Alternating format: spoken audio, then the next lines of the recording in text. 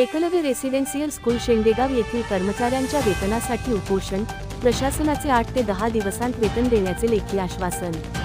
Shahapur Eklavya residential school शेंडेगाव येथील वर्ग 3 व वर्ग 4 कर्मचाऱ्यांचे प्रलंबित वेतन तात्काळ देण्यात यावे या मागणीसाठी अखिल भारतीय आदिवासी विकास परिषदच्या वतीने दिनांक 11 मार्च 2026 रोजी एकात्मिक आदिवासी विकास प्रकल्प कार्यालय शहापूर येथे उपोषण करण्यात आले।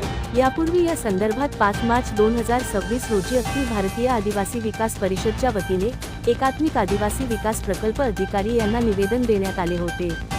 मात्र त्या निवेदनाची कोणतीही दखल घेतली गेली नसल्याने अखेर परिषदेला उपोषणाचा मार्ग अवलंबावा लागला। उपोषण सुरू झाल्यानंतर एकात्मिक आदिवासी विकास प्रकल्पाचे लेखाधिकारी श्री पंढरीनाथ वेखंडे यांनी उपोषणाची दखल घेत आंदोलकांशी चर्चा केली। या चर्चेनंतर त्यांनी येत्या 8 ते 10 दिवसांत संबंधित कर्मचाऱ्यांचे प्रलंबित वेतन देण्यात येईल असे लेखी आश्वासन दिले। या आश्वासनानंतर अखिल भारतीय आदिवासी विकास परिषदच्या वतीने उपोषण स्थगित करण्यात आले।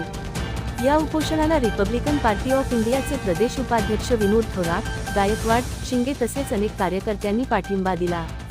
याबद्दल अखिल भारतीय आदिवासी विकास परिषदचे कोकण महाराष्ट्र प्रदेश उपाध्यक्ष रवींद्र मराडे यांनी सर्वांचे आभार मानले।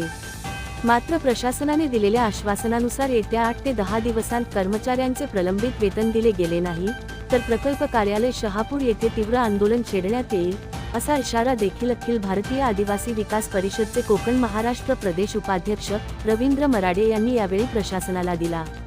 यावेळी अखिल भारतीय आदिवासी विकास परिषदचे कोकण महाराष्ट्र प्रदेश उपाध्यक्ष रवींद्र मराडे, ठाणे जिल्हा कार्याध्यक्ष कृष्णकुमार ठोंबरे, विनोद थोरात, गायकवाड, शिंगे नारायण ठोंबरे, हरिहंबीर सर, राजू भला, पंढरी ठोंबरे, योगिता हेमाडे मॅडम, निधी कदम, आर.